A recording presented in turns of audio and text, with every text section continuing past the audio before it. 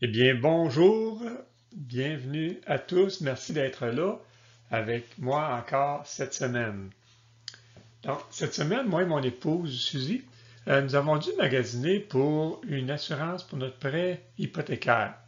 En parlant avec un certain agent, il nous disait euh, combien les enfants de Dieu ne sont pas aussi attachés aux biens matériels que ceux qui n'ont pas d'espérance pour leur éternité.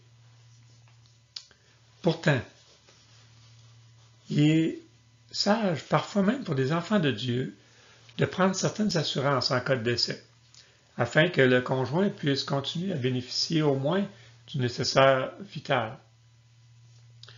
J'ai donc pensé vous entretenir cette semaine au sujet de l'assurance. Mais rassurez-vous, pas n'importe quelle assurance.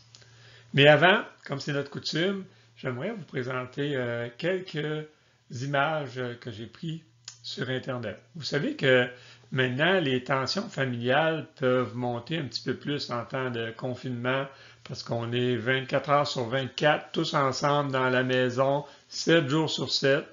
Alors, il peut y avoir quelques conséquences moins agréables à cela.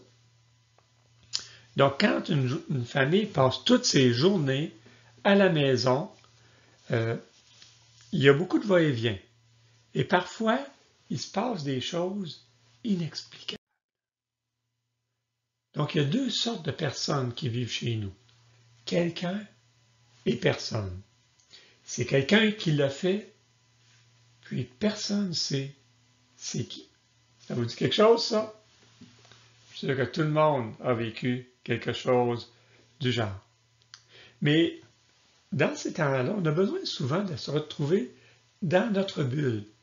Et souvent, dans une même maison, il va y arriver que des gens entrent dans notre bulle lorsqu'on ne le voudrait pas.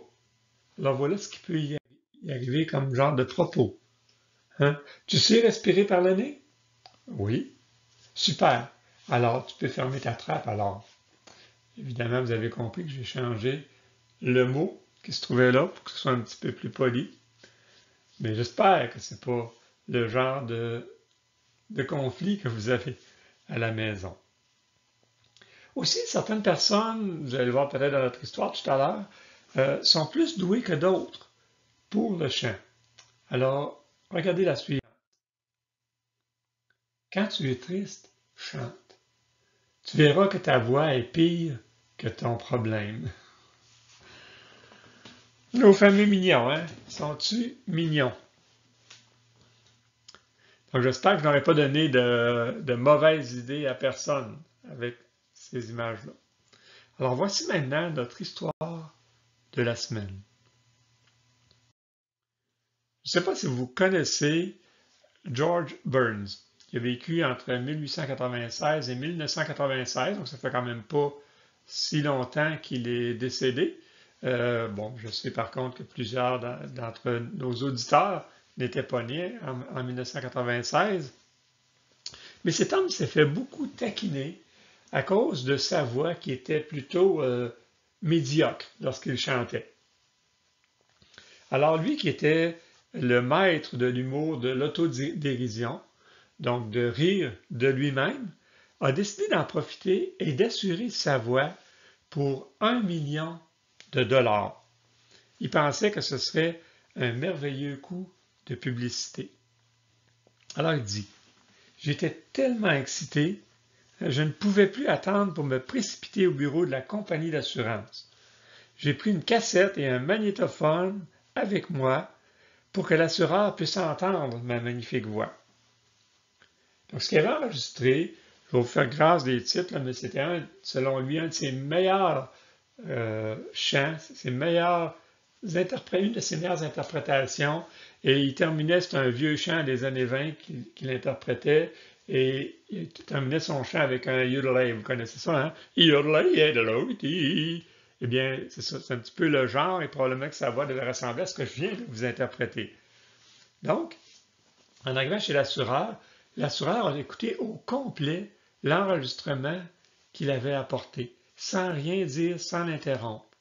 Une fois qu'il a terminé l'audition, il a dit, « Monsieur Burns, vous auriez dû venir nous voir avant d'avoir votre accident. » Donc, on voit comment sa voix n'était pas si terrible, finalement. Non, mais avez-vous déjà réalisé toute la panoplie d'assurances qu'on nous propose sur le marché? C'est assez impressionnant quand on regarde ça. Certains agents d'assurance tenteraient même de vendre, comme le dirait l'expression, un réfrigérateur à un Esquimau. Mais certains courtiers tentent de nous vendre des assurances contre le cancer. Les églises doivent maintenant s'assurer contre les poursuites civiles et on voit quand on parle avec certaines églises que ça a été utile, qui ont dû utiliser ces assurances-là. On prend des assurances pour notre prêt hypothécaire, des assurances sur notre vie, des assurances pour nos soins de santé, sur notre propriété, nos biens, nos véhicules. Certains prennent même une assurance sur leurs animaux de compagnie. Aujourd'hui, tu peux assurer n'importe quoi. Sur son site web, l'assureur Lloyd, l'un des spécialistes des assurances pour les corps, des sportifs et des stars, affirme que la mode a été lancée dans le temps des films muets. Dans les années 20, l'acteur Ben Turpin avait assuré alors son strabisme, donc le fait qu'il louchait, il avait assuré ça pour la valeur de 25 000 US. Réalisez qu'on est en 1920, là. Ça, c'est beaucoup plus qu'1 million de dollars aujourd'hui, parce que c'était un trait essentiel à son personnage comique.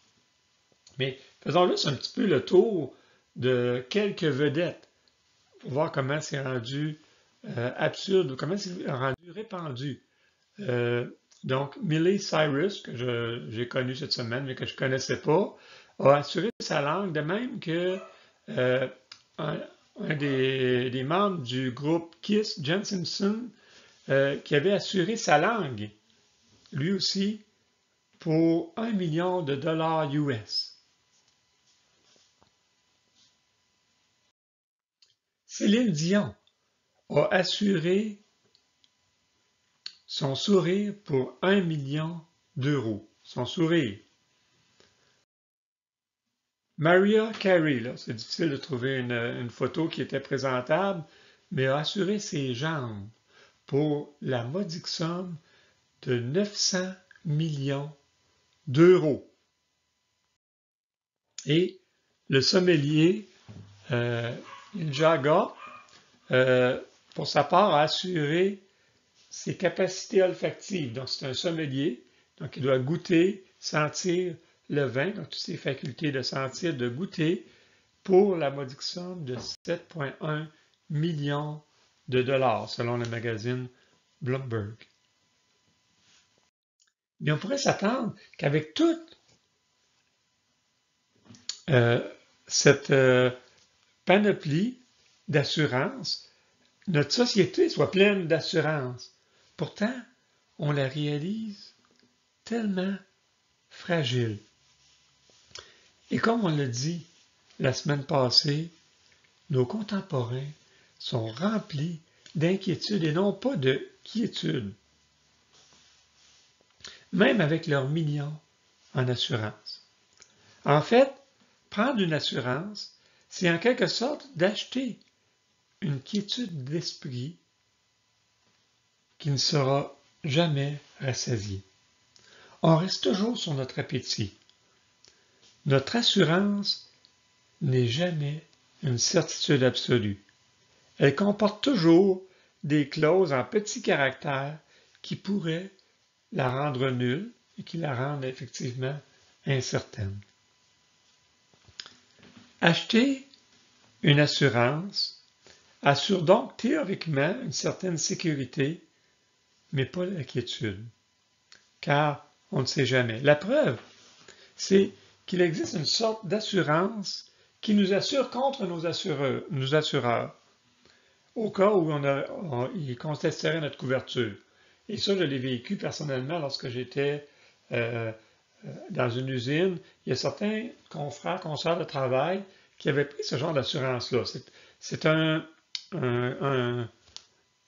organisme qui vient chez vous, qui prend en note tous les biens que vous possédez, prend des photos, fait un inventaire détaillé, et si jamais vous avez une réclamation, c'est lui qui va faire affaire avec votre assureur pour négocier justement ce à quoi vous avez droit. Donc, c'est un peu comme une assurance contre votre assureur finalement. On s'en sort plus. On s'en sort plus. Il y a toujours une autre assurance dont on a besoin, dont on n'avait pas pensé. Mais pour les croyants, c'est un peu différent. Notre quiétude, nous l'avons, peu importe les circonstances. C'est pourquoi je me suis dit que cette semaine, ce serait intéressant et même rassurant de jaser de notre assurance vie éternelle ensemble. La seule qui est gratuite, la seule qui ne nous laissera jamais tomber, peu importe la situation. C'est aussi la seule qui est toute suffisante et même au-delà de toutes nos attentes. Alors, lisez avec moi le texte de la semaine dans Hébreux, chapitre 10, et les versets 35 à 37, qui nous disent « N'abandonnez donc pas votre assurance à laquelle est attachée une grande rémunération, car vous avez besoin de persévérance, afin qu'après avoir accompli la volonté de Dieu, vous obteniez ce qui vous est promis. Encore un peu de temps. Celui qui doit venir viendra et il ne tardera pas. » Quel texte important. Donc, on va se courber avant d'en faire l'étude ensemble. Bien oui, Papa du ciel, on veut te remercier pour cette assurance vie éternelle que tu nous offres gratuitement. Seigneur, je veux te remettre ce temps entre tes mains. Utilise ma bouche, Seigneur, pour bien communiquer la richesse d'un texte comme celui-là, que les frères et sœurs, les personnes qui sont à l'écoute présentement puissent être encouragées par un tel texte. Seigneur, prépare nos cœurs à recevoir ce que tu as à nous dire, et c'est en Jésus qu'on veut te prier. Amen. Donc, cet épître était à l'origine destiné aux Hébreux, donc principalement aux Juifs. Ils sont sujets à de fortes persécutions à cette époque, et c'est peut-être même tenter d'abandonner la foi, d'apostasier, comme on le dit, pour finalement avoir juste la vie sauve. L'auteur nous rappelle que ça vaut vraiment la peine de persévérer, et pour les encourager, il leur rappelle ce qui s'en vient. Quand tes yeux ont bien en vue la récompense promise, tu ne veux plus lâcher. Oui, c'est ça que je veux. Oui, c'est là que je m'en vais. Est-ce que vous réalisez que la seule assurance vie dont vous serez à la fois l'acheteur et le bénéficiaire, c'est l'assurance vie éternelle. Elle, ça vaut la peine de s'y arrêter. Vous ne trouvez pas?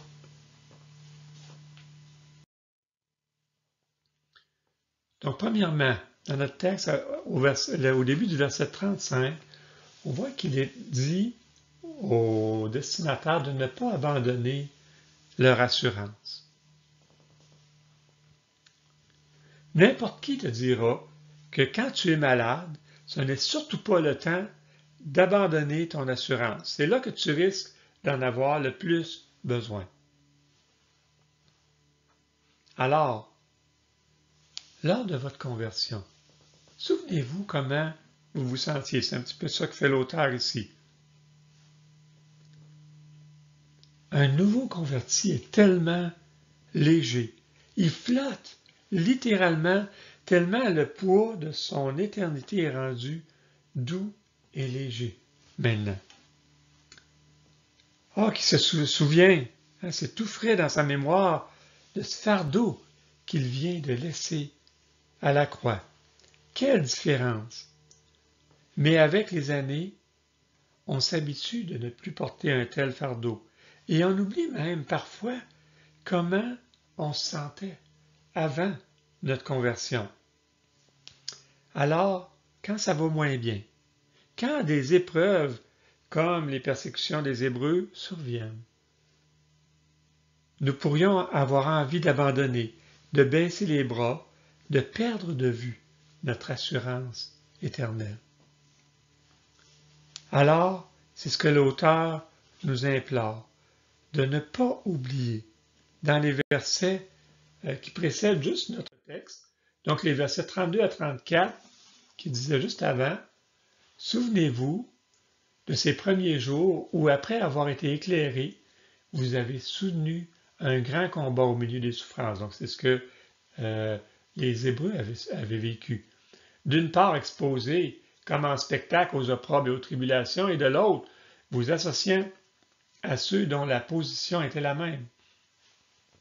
En effet, vous avez eu de la compassion pour les prisonniers et vous avez accepté avec joie l'enlèvement de vos biens, sachant que vous avez des biens meilleurs et qui durent toujours.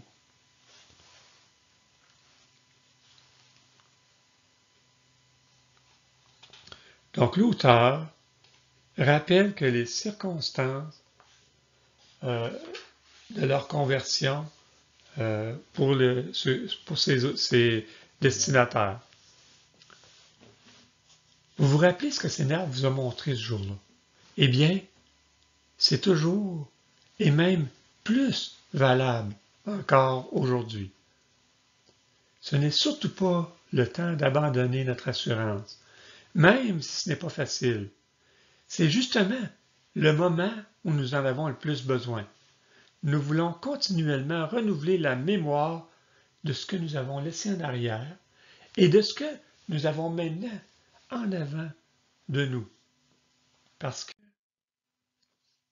à cette assurance est rattachée une grande rémunération.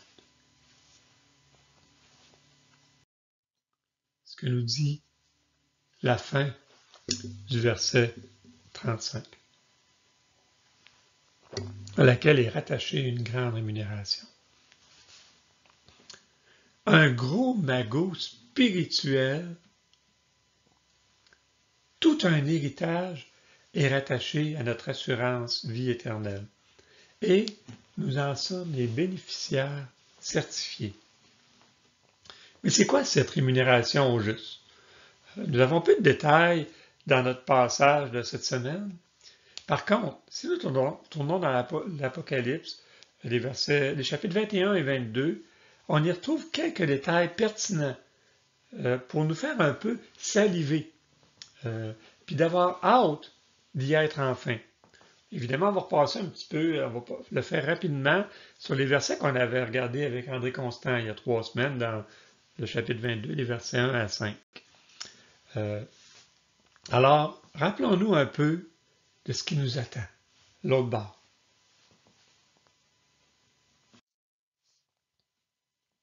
Un de ces détails, c'est qu'il essuiera toute larme de leurs yeux, et la mort ne sera plus, et il n'y aura plus ni deuil, ni cri, ni douleur, car les premières choses ont disparu. Apocalypse 21, verset 4. Toutes les douleurs que nous pouvons vivre sur cette terre n'existeront plus au ciel. Plus de pleurs, plus de cris, plus de deuil, plus de douleur, plus de mort. Plus rien de pénible, rien de déchirant au ciel. Déjà là, on se dit, waouh, je veux y être tout de suite. Verset 11 d'Apocalypse 21, là on voit la cité qui descend et Jean essaie de nous en faire une description. Il dit son éclat était semblable à celui d'une pierre très précieuse, d'une pierre de jaspe, transparente comme du cristal.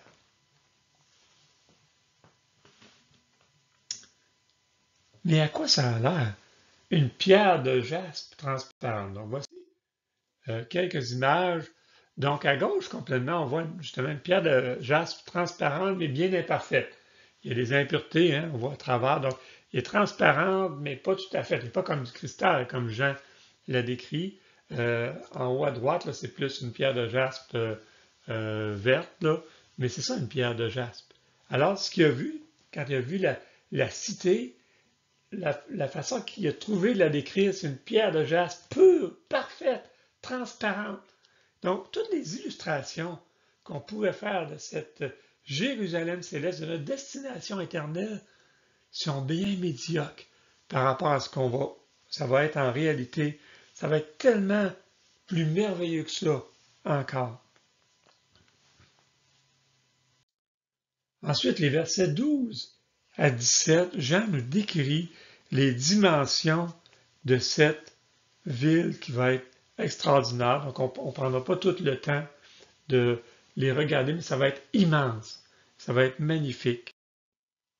Au verset 18, quand il décrit la muraille, il dit la muraille était construite en jaspe et la ville était d'or pur, semblable à du verre pur.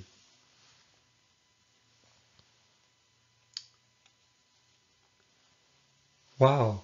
L'or était tellement pur qu'il ressemblait à du verre. C'est pas ce qu'on a ici-bas, hein? Même l'or le plus pur n'est pas aussi pur que ça. Ensuite, Jean continue sa description de la ville. Et pour nous aider à comprendre, il trouve les illustrations de ce qui est le plus précieux ici-bas. Donc, il parle de la muraille qui était ornée de pierres précieuses. Il nomme les 12 sortes de pierres précieuses, que les 12 portes, c'était 12 perles, une seule pièce qui formait chaque porte, que la ville était d'or pur, comme on le disait, comme du verre transparent. Donc, wow, c'était magnifique et Jean n'arrive même pas à trouver les mots pour nous la décrire tellement elle est extraordinaire. Chapitre 21, verset 3 et 22, on voit que Dieu va habiter avec nous dans la cité céleste. Qu'il n'y aura pas de temple, hein, car le Seigneur Dieu Tout-Puissant est son temple, ainsi que l'agneau. Donc les illustrations qu'on peut avoir ici-bas, là, ça va être en vrai, en réalité, qu'on va avoir cette présence de Dieu. Ce qui a aussi capté l'attention de Jean, et il en parle à quelques reprises, c'est que c'est la présence de Dieu qui éclaire la ville. Il n'y aura plus de nuit, verset 22, 23, en réalité c'est verset 25 qui dit qu'il n'y aura plus de nuit, chapitre 22, verset 5, qui dira qu'il n'y aura plus de nuit. C'est le Seigneur, la gloire du Seigneur elle-même qui va éclairer cette ville-là. Ensuite, comme on l'a vu il y a 3 semaines, il va y avoir un fleuve d'eau vive, limpide, comme du cristal, qui sort du trône, chapitre 22, verset 1, et il va y avoir le fameux arbre de vie. Donc, je vous invite à réécouter le message d'André qu'on avait mis il y a 3 semaines, qui nous parle plus en détail de toutes ces choses-là. Mais wow! Est-ce que vous avez hâte, vous autres, d'y être? Moi, j'ai tellement hâte de me retrouver au ciel, dans cette cité si splendide. C'est toute une rémunération, non? Est-ce que ça vaut la peine? En fait, tout ce qu'il y a de plus précieux aujourd'hui pour nous, ce qui existe de plus beau sur cette terre, alors ça va être notre quotidien. Ça va être à chaque jour ce qu'on va vivre. Alors, on ne voudrait surtout pas laisser tomber aussi près du but. C'est pourquoi nous persévérons. Regardez ce que dit le verset 26 de notre texte. Car vous avez besoin de persévérance, afin qu'après avoir accompli la volonté de Dieu, vous obteniez ce qui vous est promis. Il est possible que d'être croyant, ce soit plus difficile dans les prochaines années, mais ce sera peut-être aussi plus facile. Seulement Dieu le sait, seulement Dieu connaît notre lendemain. Mais le fait que ce texte nous parle de persévérer, on ne veut pas lâcher que ça aille bien ou que ça aille mal, est-ce que ça veut dire que nous pourrions perdre notre salut éternel? Mais bien sûr que non. Mais ça nous dit que ceux qui sont nés de nouveau vont persévérer dans la foi par la puissance de Dieu. La persévérance, c'est le fruit de notre foi. Et non pas la foi qui est le fruit de la persévérance. C'est pas parce qu'on persévère qu'on a la foi. Donc, parce que nous avons la foi, nous persévérons et nous persévérerons jusqu'à la fin. C'est pour cette raison que Jésus, à quelques reprises, avait mentionné celui qui persévérera jusqu'à la fin sera sauvé. C'est un signe que Jésus nous a donné. Pour savoir qui est sauvé, celui qui va persévérer jusqu'à la fin, c'est lui qui est sauvé. Mais nous ne persévérons pas pour être sauvés, nous persévérons parce que nous sommes sauvés. Mais quand nous avons bien devant nos yeux ce qui nous attend, quand ça devient notre raison de vivre, notre raison d'être, eh bien alors, il n'est plus question d'abandonner. C'est seulement quand nous perdons de vue notre salut éternel que nous avons envie de lâcher. C'est pour cette raison qu'il est bon de régulièrement se rappeler réciproquement vers où nous nous dirigeons ensemble. Mais pourtant, on aimerait tellement déjà être rendu.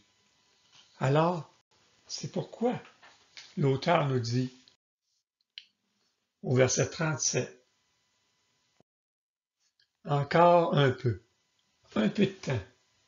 Celui qui doit venir viendra et il ne tardera pas. Il nous faut faire preuve d'un peu de patience. On est en fait une journée plus proche qu'hier, c'est quand même intéressant, et demain, on va être encore une journée plus proche qu'aujourd'hui. Mais le Seigneur va accomplir sa promesse. Ça, on en est certain. On aimerait déjà y être, mais les gens autour de nous ont besoin encore d'entendre la bonne nouvelle que nous portons. Les frères et sœurs ont aussi besoin de mes dons spirituels pour être édifiés, pour être encouragés.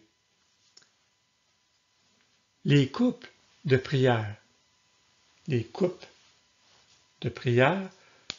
du Seigneur ne sont pas assez pleines encore. Vous savez, ces coupes d'or qu'on voit dans Apocalypse 5:8, qui sont remplies des prières des saints. Donc ça aussi, on veut rester ici-bas pour terminer de remplir ces coupes-là. Alors nous persévérons jusqu'à son retour. Pas question de lâcher. Peu importe les circonstances, la récompense finale est bien trop précieuse pour cela. Alors je te demanderai, est-ce que tu as souscrit à l'assurance vie éternelle? Comment on arrive à cette assurance? Le texte de Jean 30:36 nous dit « Celui qui croit au Fils a la vie éternelle. Celui qui ne croit pas au Fils ne verra point la vie, mais la colère de Dieu demeure sur lui. » Cette assurance est une certitude.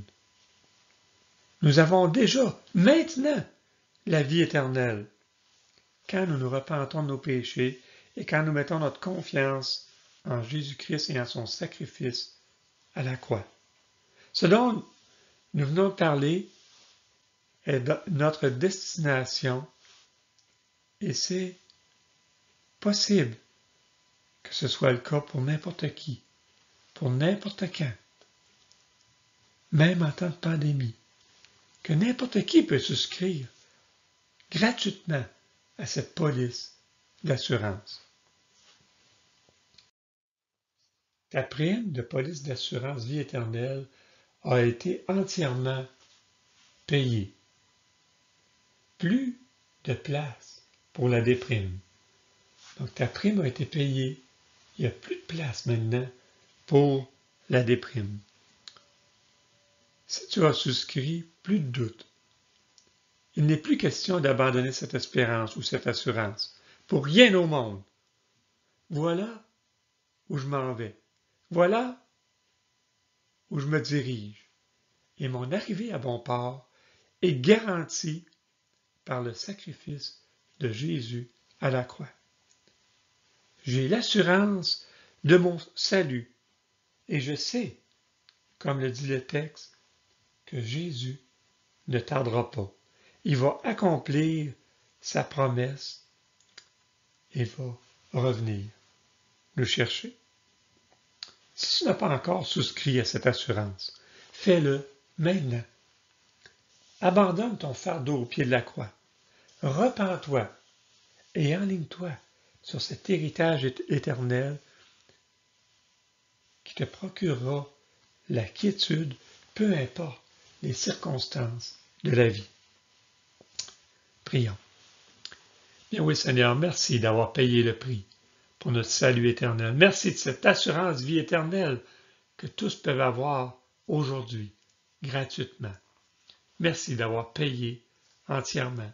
Ma prière, c'est que s'il y en a qui écoutent ce matin, aujourd'hui, et qui n'ont pas placé leur confiance en toi, qui n'ont pas souscrit à cette police d'assurance, qu'ils puissent le faire maintenant. Sauve-les, Seigneur.